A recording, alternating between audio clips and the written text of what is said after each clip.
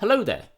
As Christmas has just passed, I thought I would show you a gift that I have made. A leather bag which is inspired by the Cambridge Satchel company's Satchel. Now admittedly I didn't create the pattern, it was actually my first time doing such a large leather project. And this being a gift, I didn't want to mess it up. So credit to the creator of this pattern, I'll leave the link to the pattern which I used in the description below. I'm quite a novice at doing leatherwork, and I've only done smaller projects such as a key holder and the leather scyther sheath. So this is definitely going to be a heck of an experience. The first step to doing any sewing project is to prepare your pattern, essentially so that you can transfer it onto the fabric, or leather in this case, without having to draw it on.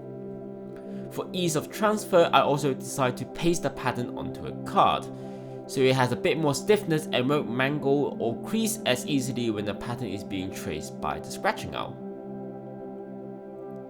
Here I printed out the pattern in A4 size, and it is the only size print I have access to. As the paper size is smaller than the final product, there will be some patterns which are going to be printed on different pages, so they need to be attached. Which means I have to cut them out carefully and then attach the different pieces together when I'm pasting them onto the card. This is easier than trying to stick the soft A4 paper together as you would do in sewing. I make sure to use the steel rule to cut straight lines and a small X-Acto knife for curves. This step took me about 2 hours of work. As this is going to be a laptop bag and will be subject to the elements, I want it to be fairly tough and resistant, so I opted for veg tan. I decided to go for an entire hide as I found one on sale on Etsy, and I would like to have some spare leather just in case I mess up. The leather came pre-dyed, so I didn't have to worry about dyeing it later. As the dark orange leather was an entire hide, I first need to unroll it and then rough cut it to size for each piece so that I can work with it. I created double-sided tape by using single-sided tape and looping it. Then I used that on the pattern so it can stick to the back of the leather. This way, if the leather curls up, the pattern should still stay in place. I'm using my Japanese scything knife as it is the sharpest blade I have, and having a sharp blade is definitely essential for doing clean and straight cuts. For the big pieces, I didn't do the curves or details at this point, as I'll go back and refine it as I go along. So using a steel rule again, running the blade across the leather a couple of times for that nice smooth line. The color I chose was specific to the person that is being gifted to, but I wanted an accent color as well. And what I did was just look at the color wheel and chose the opposite color, which turns out to be blue.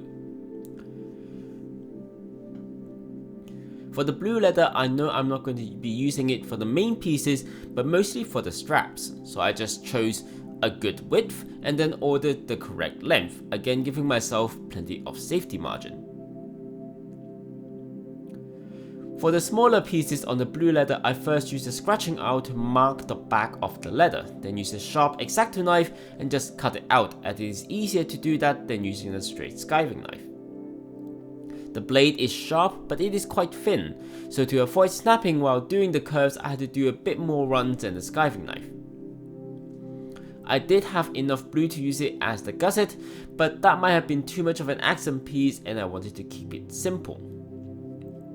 It also has a slightly different thickness and has less flex, which could have made it a lot harder for it to be used as a gusset, especially for the small gusset. Now we can start working on preparing the leather. The steps are mostly the same, so I'll just show the entire process once and then any other different steps I've done on the different pieces. I first cut out the details I need, which in this case are the curved corners. Other pieces might include punching out holes for rivets and slots. As I don't have a lot of tools, there's a straight knife and some hole punches, I'm going to be a bit creative and using some tricks I've seen. For the corners, I'm going to pivot my scything knife around, cutting off little bits at a time until I get my desired corners. And for the slots, I'm going to punch out 2 holes on either end, and then doing a straight line with an X-Acto knife.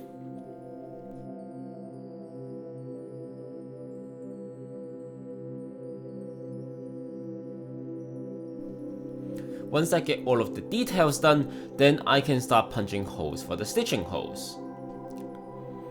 For stitching holes required inside the pattern, I'm just going to punch through the pattern and then create the holes that way. If it is on the outer edge, then I'm going to run the wing divider around the leather. This is going to give me a consistent distance between the outer edge of the leather and my stitching edge. Now this is where having a good clean cut is really important, as any imperfections in the cut will show on the line being marked up here. And then it's just a lot of hammering. Now there are two reasons why I'm pre-punching the holes for stitching. The one is that we can get a nice even stitch as long as we use the same size prickling iron. And the second reason is that leather is a very tough material. Trying to stitch them together without holes is going to be very difficult, especially since I don't have a sewing machine. I think it is normally recommended to have a thick material like granite or marble for stability, as well as something in between your workpiece and that hard material to protect the prickling iron from striking that hard material and damaging it. You see me alternating between using a rubber mallet and a hammer to strike the iron, and you shouldn't use either. You should use something like a nylon mold so you don't damage your tools. At the end of the project, I look back at my prickling irons and they've all been squished. I didn't need to do this, but I put the pattern back on for the corners. Now this was before I realized that the stitching holes on the corners are the same distance as the straight lines. I thought that the spacing would be different to accommodate the curve, but that's not the case. As I said, this is my first time doing a big project and I'm learning a lot on the way. I pull out my wing divider again, and this time is to mark where I'm going to skive the edge thinner for easier stitching. This isn't required for where the leather is just going to be laid on top of one another, but I thought for the body and the front pocket it would be easier with the curve. This is a new technique I'm trying on the first time and I'm pretty stoked that it works. Obviously I've practiced a little bit on some scrap, but it's still pretty exciting, especially as I have managed to skive most cleanly and didn't break the piece I was cutting off. Now that video finished before I actually finished the session, so here's another one of the steps that follow.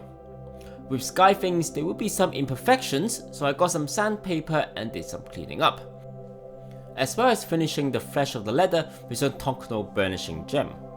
I applied it with a spreader, then used a burnishing tool to rub it in. I sometimes do it to the edge as well.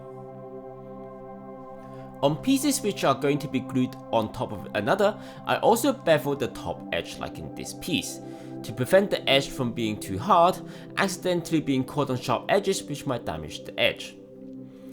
I will also burnish the edge with beeswax and to seal it a little bit as well. I try to prepare all of the leather pieces first before constructing the bag so that I can segment the build, as I need to hide it from the person that I'm going to give it to. I'm not going to show you all of the preparation process, as I have about 500 gigs of video and it's just the same process. I also like to do test fits as I go along as well to make sure that I have the right size hardware, that the pieces fit together, the holes are aligned, don't need trimming, etc. And also it gives me an idea of what I need to do in the construction phase. The construction of the bag was less structured than I probably would have liked, but that's more because of the nature of the project, not having much continuity, and often it would be more than a week in between sections, sometimes even up to a month if I've got other stuff to do. I started off the construction with the front pocket of the bag, adding on 2 little accented pieces, each holding a catch for the latch. I previously marked the location where the leather pieces would be. I measured out where the catch would be located, and then using the catch, marked out where the locking pins are, and then cut a little slit for it to secure in place. In hindsight, I probably should have placed the catch bar in the center of the piece instead of the center of the catch itself. As you can see, it is a little bit off-centered. I first scratched the skin of the bottom layer. This is so that the glue can better adhere the two pieces together. I then apply glue and start stitching the pieces together before the glue is dry. The stitching process is definitely the longest of this project, and I would like to have a sewing machine before I do my next big leather project. I recut another piece of the handle strengthener as I wasn't happy with the last piece. After the usual preparation work, I use some solid rivets to hold them in place before sewing them together. You do have to be careful not to over tighten the rivets, as there's not really a way to separate them out again and you'll be left with a weird concave. I'm sure you know why I know this. You also have to make sure your cutting pliers are strong enough to cut through the material of the rivet. And remember to clean up the cut after as well. You can use a rounding punch or even a Dremel to do this.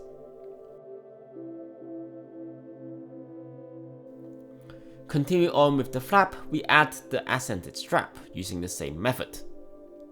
This time using just tubular rivets, as there is only 2 pieces of leather and the rivet is more decoration than function. Moving on to the handle, I did the same prep work, but this time also dyeing the edge black, as the bottom part of the handle is made with the accented blue leather, which already comes with black flesh. To dye the edge, we first bevel the edge, then apply a thin layer of edge paint. Let it dry, then sand lightly to get rid of any high spots. Repeat this process for a couple of times until the edge is smooth. In between the coats, I just worked on the bottom handle. I realized something halfway through working this, and that was I should have made the handle first before having the square ring attached to the handle strengthener and the flap. I was a little bit confused and not sure what to do, but I carried on anyway and left this problem to solve later on. Jumping around and doing more prep work on the gussets as I stitched the solder belt tab onto the large gusset. As the accented blue leather was quite stiff, I had to score lightly with a knife to ensure it folds, as well as ensuring the D-ring have enough movement in before gluing and stitching. Again using the solid rivets here to hold it in place while sewing. As we are sewing 3 layers of leather, any misalignment in the hole punch will add a lot of friction to the sewing needle, making it very hard to come out cleanly and often breaks. Now this is why you see me using some pliers to try and pull them through. This does destroy quite a few needles, and throughout the project I've broken at least 2 dozen.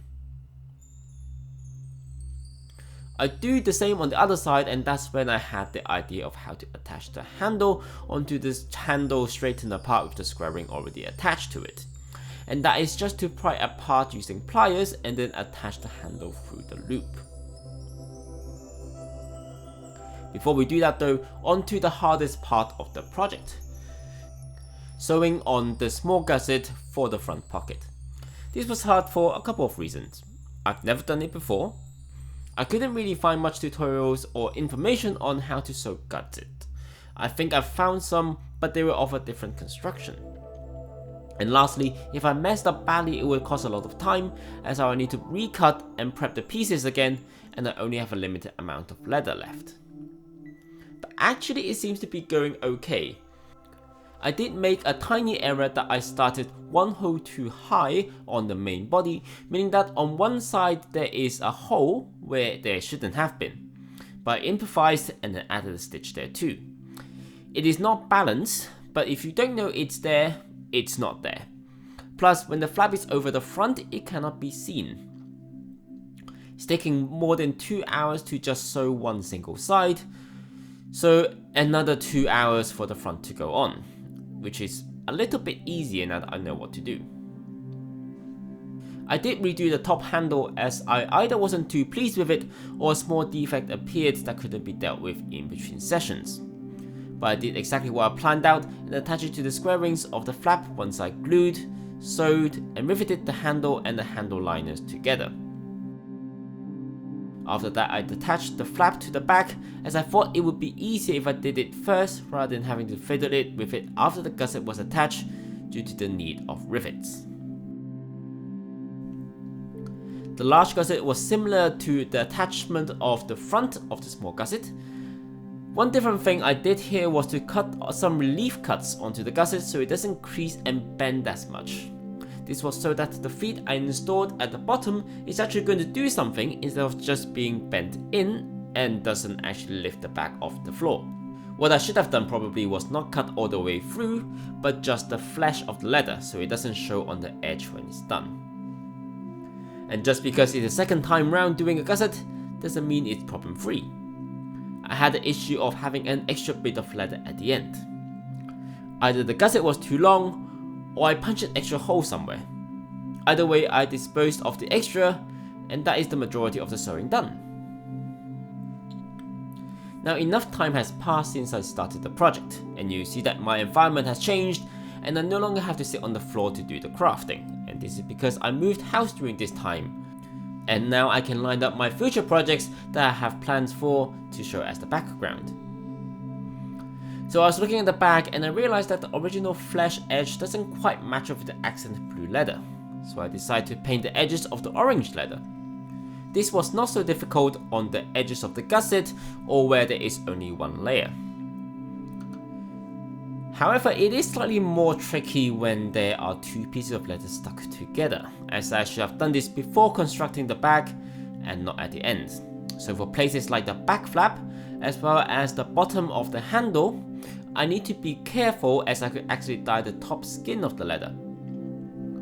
So to avoid that, I laid down some blue tape to protect the main body. And that works surprisingly well, and I can also scratch off some of the excess as well, but I have to be careful not to scratch too hard, otherwise I will damage the skin of the leather.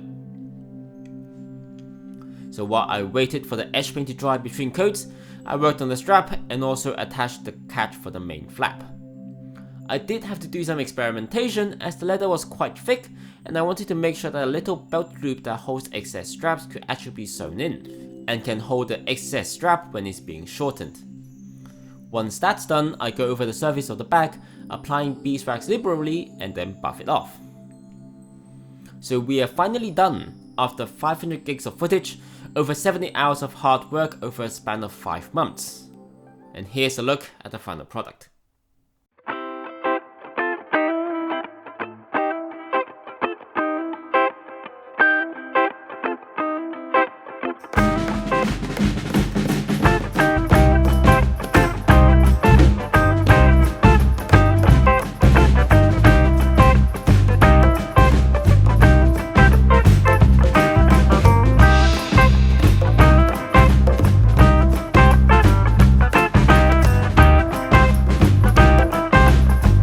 All in all, I would say it's not bad for a first time working on a project like this.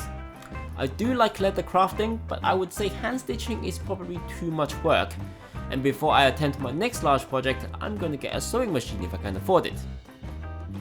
Now that the bag is done, I'm actually going to find out how to properly do the gusset, and if you have any tips and tricks for me on leather crafting, please leave them in a comment below or let me know what project I should do next. This has been fun. Leave a like and subscribe if you like what I did here and want to support me. If leather isn't your thing, check out my other videos including F1 gameplay and instrument tutorials on the flute and piano. I'll see you in the next video on Master of None. Bye!